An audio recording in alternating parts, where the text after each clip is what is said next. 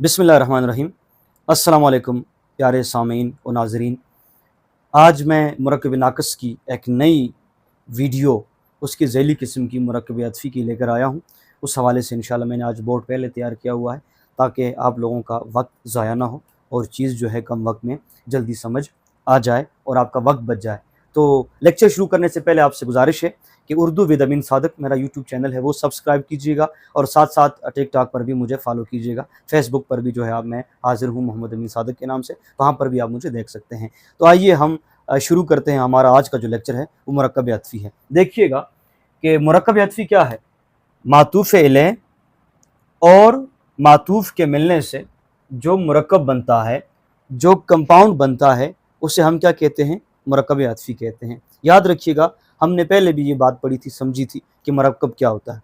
चूँकि मुरक्कब दो या दो से ज़्यादा अल्फाज के मिलाप को कहते हैं और मुरक्कब कंपाउंड को कहते हैं। जैसे एक मिसाल लेता हूँ फ़र्ज़ी कि आप चीनी, पत्ती, दूध, पानी को जब आप आग पर उबालते हैं तो उससे जो बनने वाली चीज़, जो हासिल होने वाली चीज़ जो मुरक्कब होता है वो चाय की सूरत में आ जाता है। तो यहाँ पर लफ्ज़ों के बज़ाते ख़ुद जो है हर एक लग़वी मानी जो है मुख्तलिफ होते हैं, लेकिन जब वो मुरक्कब बन जाते हैं तो उनकी मानी तब्दील हो जाते हैं। तो मुरक्कब नाक़िस आज मुरक्कब अतफ़ी के हवाले से हम पढ़ रहे हैं। तो मातूफ़ और मातूफ़ के मिलने से जो मुरक्कब बनता है उसे हम क्या कहते हैं? मुरक्कब अतफ़ी कहते हैं।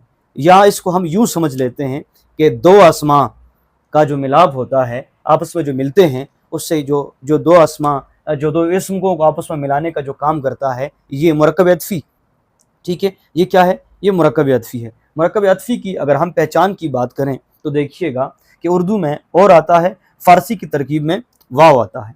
तो याद रखिएगा, तो हमारे पास मुरक्कब अतफ़ी के जो अज्ज़ा हैं, जो तारीफ़ में भी उसके अज्ज़ा बयान हुए हैं जिससे मुरक्कब अतफ़ी बनता है, तो वो तीन है। वो है मुरक्कब अतफ़ी के मातूफ़ इलैह है, हर्फ़ अतफ़ है और मातूफ़ है।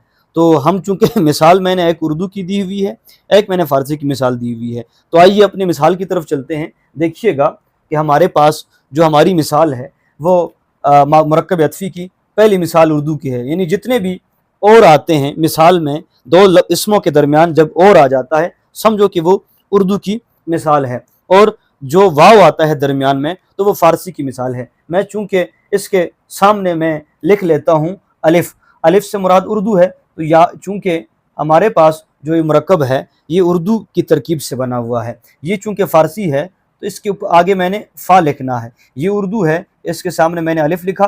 ये फ़ारसी है, इसके सामने मैंने फ़ा लिखा। ये उर्दू है, इसके सामने मैंने अलिफ़ लिखा, और ये फ़ारसी है, इसके सामने मैंने फ़ा लिखा।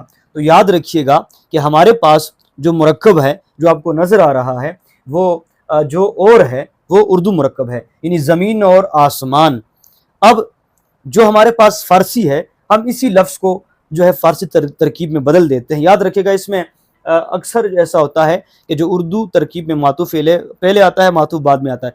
फ़ारसी में भी इस तरह आता है कि मातूफ़ इलैह पहले आता है और मातूफ़ बाद में आता है। तो ज़मीन और आसमान।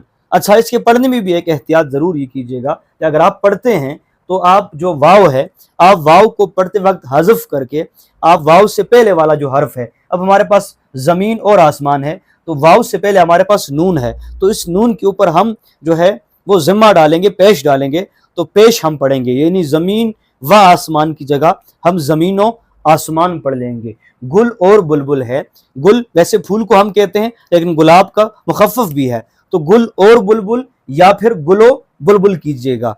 दिल और जान है तो आप देखिएगा दिलो जान भी कर सकते हैं। एक और बात कि मुरक्कब, एक ये जो मैंने नोट लिखा हुआ है हल्का सा, इसका मकसद आप देखिएगा कि अक्सर ऐसा होता है मुरक्कब अतफ़ी के या तो दोनों इसम मुतरादिफ होते हैं, यानी एक ही मानी देते हैं, ठीक है। जिस तरह ज़मीन है तो अर्ज़ हो गया, ठीक है, या फिर वो एक दूसरे के मुतज़ाद होते हैं, एक दूसरे के ज़िद होते हैं। मैंने मिसाल के लिए मुतरादिफ की भी दो मिसालें दी हैं और मुतज़ाद की भी मैंने दो मिसालें दी हैं।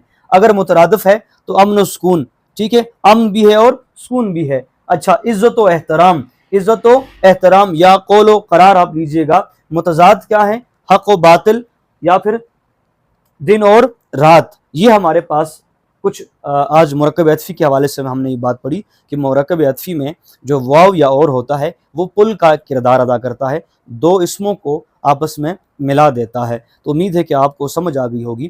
ملتے ہیں انشاءاللہ ایک نئی ویڈیو کے ساتھ، تب تک کے لیے اجازت دیجیے گا۔ اللہ حافظ۔